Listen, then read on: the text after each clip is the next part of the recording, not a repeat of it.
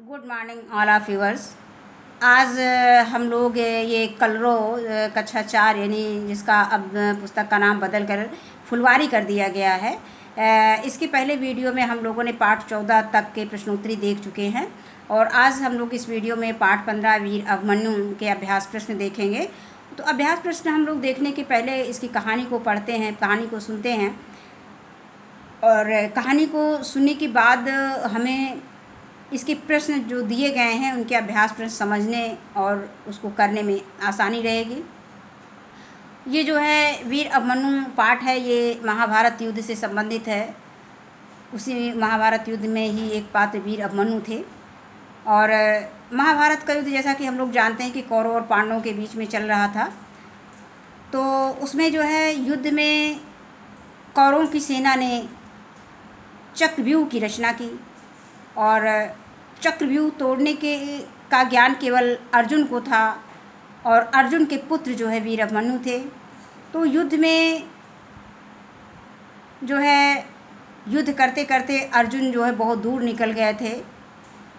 उसी बीच में कौरवों की सेना ने चक्रव्यूह की रचना करने की सोची और चक्रव्यूह की रचना कर डाली। तो इस बीच में पांडवों की सेना बहुत परेशान हो गई कि अब कैसे क्या किया जाए। और तो उस वीर अभिमन्यु को जो है चक्रव्यूह तोड़ने का, जो चक्रव्यूह भेदने का ज्ञान था, लेकिन चक्रव्यूह से बाहर निकलने का ज्ञान नहीं था। तो उन्हीं के विषय में इस पाठ में कुछ बताया गया है। तो आइए हम इस पाठ को पहले पढ़ते हैं और देखते हैं कि वीर अभिमन्यु के बारे में इस पाठ में क्या बताया गया है। महाभारत का युद्ध चल रहा था। महाराज युधिष्ठिर के लिए यह दुविधा से भरा समय था जिसमें वह कोई निर्णय नहीं ले पा रहे थे। कौरवों के सेनापति गुरु द्रोणाचार्य ने अपने युद्ध कौशल से चक्रव्यूह की रचना की थी जिसे तोड़ने की सामर्थ्य केवल अर्जुन में ही थी।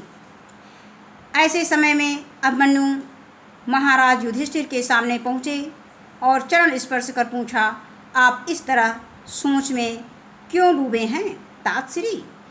युद्ध के क्या समाचार हैं? समाचार अच्छे नहीं हैं पुत्र, लेकिन तुम क्यों चिंता करते हो? हम लोग तो हैं ही। युधिष्ठिर ने कहा, मुझे भी बताइए ना। अभिमन्यु ने आग्रह किया। युधिष्ठिर बोले, अभी तक हम कौरव सेना पर लगातार विजय प्राप्त कर रहे थे। यह तो तुम जानते ही हो कि तुम्हारे पिताश्री अर्जुन कौरव वीर संसप्तक से युद्ध करते करते बहुत दूर निकल गए हैं। ऐसे समय में हमें पराजित करने के लिए दुर्योधन ने गुरु द्रोणाचार्य से चक्रव्यूह की रचना कराई है जिसे भेदना केवल अर्जुन को ही ज्ञात है। तो इसमें चिंता की क्या बात है? अभिमन्यु ने पूछा। युधिष्ठिर ने चिंतित होते हुए कहा, तुम नहीं जानते हो पुत्र कि चक्रव्यूह तोड़ना कितना कठिन है। व्यूह के 7 द्वार होते हैं और हर द्वार को तोड़ने की एक विशेष विधि होती है। हम में से तुम्हारे पिताश्री के अलावा और कोई भी चक्रव्यूह को भेदना नहीं जानता है। यदि हम कल चक्रव्यूह को भेदने में असफल रहे तो हमारी सेना यानी हमारी हार हो जाएगी। आप क्यों चिंता करते हैं तातश्री? मुझे युद्ध में जाने की आज्ञा दें, मैं चक्रव्यूह तोड़ दूंगा। अभिमन्यु ने दृढ़ता के साथ उत्तर दिया। युधिष्ठिर के लिए यह उत्तर अप्रत्याशित था।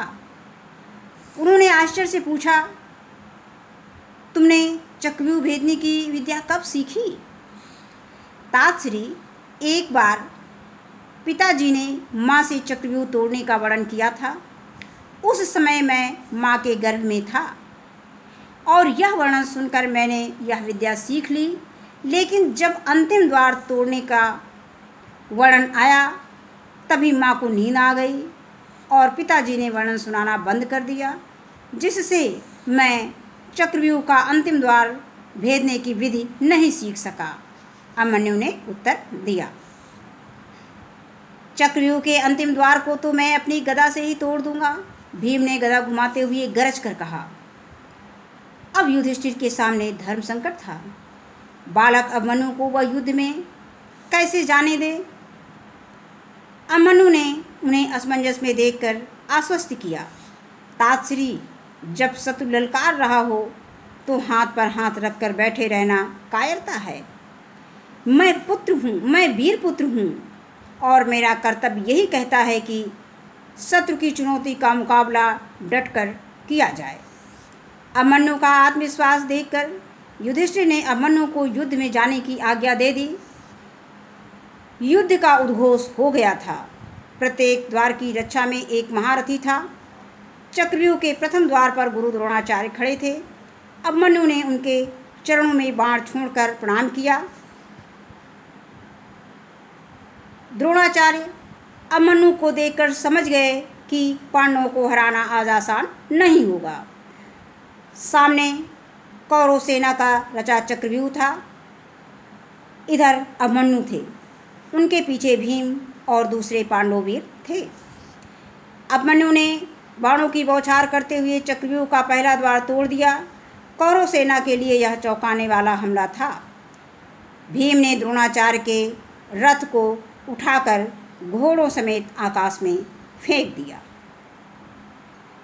चक्रव्यूह के अगले द्वार पर जयद्रथ था। जयद्रथ को लगा कि एक बालक उसके सामने युद्ध में कितनी देर तक टिक पाएगा, लेकिन थोड़ी ही देर में जयद्रथ को लगने लगा कि इस वीर बालक को रोकना उतना आसान भी नहीं है जितना वह समझ रहा है।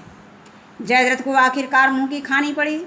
अभिमन्यु ने दूसरा द्वार भी तोड़ दिया और अगले द्वार की ओर बढ़ गए, लेकिन जयद्रथ ने भीम और अन्य पांडव वीरों को आगे बढ़ने से रोक दिया। अभिमन्यु अब अकेले पड़ गए, लेकिन उन्होंने हिम्मत नहीं हारी। कौरव सेना के हाथी, घोड़े, पैदल सैनिक अभिमन्यु के बाणों के आगे गिरने लगे। अभिमन्यु के पराक्रम ने कौरव सेना के पैर उखाड़ दिए थे। कौरवों को विश्वास ही नहीं हो रहा था कि एक बालक उनकी इतनी विशाल सेना पर भारी पड़ जाएगा। कौरव सेना में हाहाकार मच गया।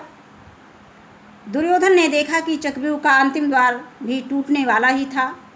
पराजय को निकट देखकर दुर्योधन ने अनीति का सहारा लिया। दुर्योधन के कहने पर कौरव सेना के सातों महारथियों ने अभिमन्यु को चारों ओर से घेर लिया और वीर अभिमन्यु इस मुश्किल समय में भी हौसला नहीं हारे। उनका सारथी कौरव सेना का शिकार हो गया। अभिमन्यु का धनुष भी काट दिया गया, लेकिन अभिमन्यु रथ के पहिए को हथियार बनाकर सबसे मोर्चा लेते रहे। उन्होंने कौरव सेना से जूझते हुए सेनापति द्रोणाचार्य की ओर मुड़कर कहा, गुरुवर, आपके होते हुए यह अनीति कैसी? यह युद्ध का नियम नहीं है जिसमें निहत्थे पर वार होता है। द्रोणाचार्य दुर्योधन के अधीन थे। उनके पास अभिमन्यु के प्रश्न का कोई उत्तर न था। अचानक दुशासन के पुत्र ने पीछे से अभिमन्यु के सिर पर गदा से वार कर दिया। अभिमन्यु वीरगति को प्राप्त हुए, लेकिन जीते जी उन्होंने हार नहीं मानी। उनकी वीरता की कहानी सदैव अमर रहेगी। तो ये है वीर अभिमन्यु के बारे में कहानी। अब इसके बाद हम इसके अभ्यास प्रश्न हल करेंगे। तो बोध प्रश्न जो है दिया गया है, उत्तर लिखिए। तो इसमें पहला प्रश्न है कि पांडवों और कौरवों का युद्ध किस नाम से प्रसिद्ध है? तो इसमें हमने पहले भी बताया था कि महाभारत का युद्ध जो है कौरव और पांडवों के बीच में हुआ था। तो इसका मतलब जो कौरव और पांडवों का युद्ध है वो महाभारत के नाम से प्रसिद्ध है। तो इसके प्रश्न उत्तर हमने कॉपी में नोट कर रखे हैं। तो आइए देखते हैं। पहला प्रश्न बोध प्रश्न है, पांडवों और कौरवों का युद्ध किस नाम से प्रसिद्ध है? तो इसका उत्तर है कि पांडवों और कौरवों का युद्ध महाभारत के नाम से प्रसिद्ध है। खा है, युधिष्ठिर क्यों चिंतित थे? तो इसका उत्तर है कौरवों द्वारा चक्रव्यूह की रचना की बात सुनकर युधिष्ठिर चिंतित थे। अगला प्रश्न है कि अभिमन्यु ने गुरु द्रोणाचार्य को कैसे प्रणाम किया? तो अभिमन्यु ने दूर से गुरु द्रोणाचार्य के चरणों में बाण छोड़कर प्रणाम किया। अगला प्रश्न है कि चक्रव्यूह के भीतर अभिमन्यु के साथ दूसरे पांडव वीर क्यों ना जा सके? तो इसका उत्तर है कि जयद्रथ के मना करने पर चक्रव्यूह के भीतर अभिमन्यु के साथ दूसरे पांडव वीर नहीं जा सके। कहने का मतलब ये है कि जयद्रथ ने मना कर दिया था और जयद्रथ के मना करने पर ही अभिमन्यु के साथ जो और पांडव वीर थे वो अंदर नहीं जा सके। अब इसके बाद है अंगा। अभिमन्यु ने चक्रव्यूह भेदने की विधि कैसे सीखी? तो इसका उत्तर है कि अभिमन्यु ने चक्रव्यूह भेदने की विधि अपनी माँ सुभद्रा के गर्भ में सीखी थी। जब अभिमन्यु गर्भ में था तो अर्जुन ने सुभद्रा को चक्रव्यूह भेदने की विधि बताई थी। अब इसमें कुछ कथन दिए गए हैं, उस कथन को किसने किसके लिए कहा था, किसने किससे कहा था, ये देखेंगे। तो पहला कथन इसमें दिया गया है कि आप इस तरह सोच में क्यों डूबे हैं तातश्री, युद्ध के क्या समाचार हैं? तो इसका उत्तर है कि यह कथन अभिमन्यु ने युधिष्ठिर से कहा।